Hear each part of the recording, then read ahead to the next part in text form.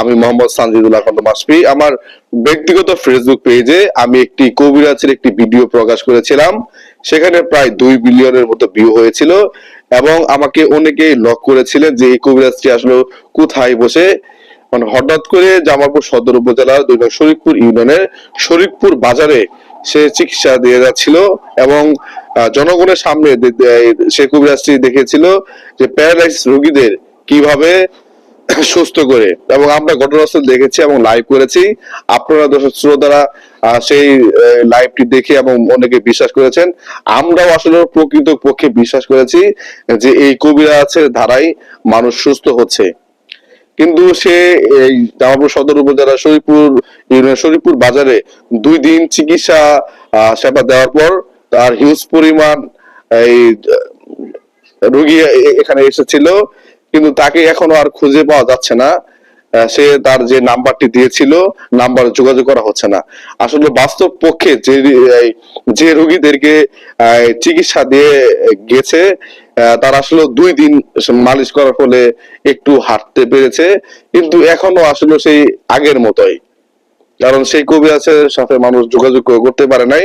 আর সেই কবিরাজের লোকেশনটি ছিল আমাদের এই যে বিভাগ রয়েছে ময়মনসিংহ বিভাগ, সেই ময়মনসিংহ বিভাগেই তার বাড়ি এবং তার নামটি ছিল লিটন কবিরাজ।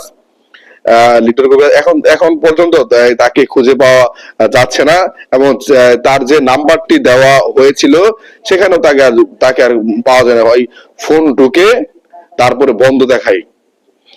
ভিডিওটি আসলে মূলত বানানোর উদ্দেশ্য হচ্ছে এটাই। আমাকে বিভিন্ন জনে আমার ফেসবুকে এবং আমার ব্যক্তিগত নাম্বারে অনেকে যোগাযোগ করেছিলেন যে তাকে কোথায় পাওয়া যাবে। আমি আসলে এখনো তাকে আর দেখি নাই, শুধু শরীফপুরে 2 দিন দেখেছিলাম। আমি এই 1 দিন 2 দিনই আসলে লাইভ করেছিলাম। লাইভ করার ফলে আপনাদেরকে সরাসরি দেখেছিলাম এবং যে নাম্বারটি দিয়েছিল সেই নাম্বারটি আমি আপনাদেরকে দিয়েছিলাম।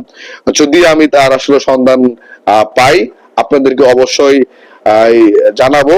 এবং আসলে বাস্তব পক্ষে সে আসলে এরকম করে আসলে বাউতাবাজি করে কিনা এটা আমার সঠিক জানা নেই।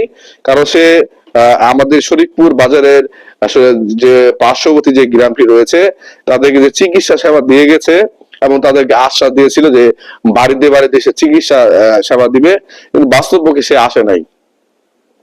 আমি আসলে একটি কথা বলতে চাই যে চিকিৎসার নামে তার একটি ব্যবসা হচ্ছে এবং মানুষের সাথে সে এরকম ভাবে প্রতারণা করছে। আমি প্রশাসন এবং ঊর্ধ্বতন কর্মকর্তাদের দৃষ্টি আকর্ষণ করব তাকে যেন আইনের আওতায় নিয়ে আসা হোক। কারণ মানুষের সাথে বিশ্বাস প্রতারণা, অ্যাকচুয়ালি এটা প্রতারণা বললেই চলে। কারণ মানুষের একজন মানুষ 8 বছর 12 মাস 3 বছর সে বাসায় পড়েছিল, তার মালিশের মাধ্যমে সে হাঁটিয়ে দিয়েছে এবং তারপরে তারা চিকিৎসা হয় নাই। এবং কি আমি যারা আমার পার্শ্ববর্তী যারা রয়েছে তাদের সাথে কথা বলেছি, কিন্তু সে এখনো যোগাযোগ করে নাই এবং সে যে রোগী যেমন ছিল সেই আগের মতোই রয়েছে। কিন্তু মানুষের বিশ্বাস ছিল যে এই রোগীর মাধ্যমে আমার আপনজন প্রিয়জন এই অভিভাবক মানে তার দ্বারাই যদি সুস্থ হয়, মানুষ প্রতিটা মানুষের বিশ্বাস ছিল। কিন্তু আমরা আসলে লাইভে কিন্তু সে যেভাবে চিকিৎসা দিয়েছিল সেইভাবে কিন্তু আপনারা মানে দেখিয়েছি। এখানে কিন্তু আমাদের কোনো আসলে কেরামতি নাই যে আমরা আসলে এডিট করে কিংবা বিভিন্ন এআই দিয়ে করব। এই ভিডিওটি মূলত বানানোর এটাই হচ্ছে যে লিটন কবিরাজ তাকে এখন আমরা খুঁজে পাই নাই, আর আমরা যদি খুঁজে পাই আপনাদেরকে অবশ্যই জানাবো। এবং যে নাম্বারটি আমাদেরকে দিয়েছিল আমরা কিন্তু ইনবক্সে তার নাম্বারটি এবং একটি নেম প্লেট দিয়েছিল, আমরা ওখানে দিয়েছি।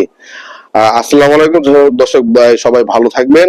যদি তার সন্ধান পাই আমরা আপনাদেরকে জানাবো। আর আপনারা যদি আমার ভিডিওর মাধ্যমে তাকে যদি কোথাও দেখতে পান আমাদেরকে জানাবেন, তাদের সাথে আমরা কথা বলবো। কারণ প্রতিটা মানুষেরই একটি মনে একটি আশার বাতিঘর জেগেছিল যে এই কবিরাজের মাধ্যমে হয়তোবা আমার আত্মীয় স্বজন ভালো হবে, কিন্তু মানুষের বিশ্বাসটা আসলে সে ধ্বংস করে দিয়েছে। আমি অ্যাকচুয়ালি সর্বশেষ তাকে বলবো সে একজন প্রতারক। কারণ সে যদি প্রতারক যদি নাই হতো তাহলে সে অবশ্যই ফোনটা রিসিভ করতো এবং যে রোগীগুলো এখানে আসছে তাদেরকে চিকিৎসা সেবা দিত। কিন্তু মানুষের যে বিশ্বাসটা সে বিশ্বাসের একটি অবহেলা করছে। আসসালামু আলাইকুম, সবাই ভালো থাকবেন।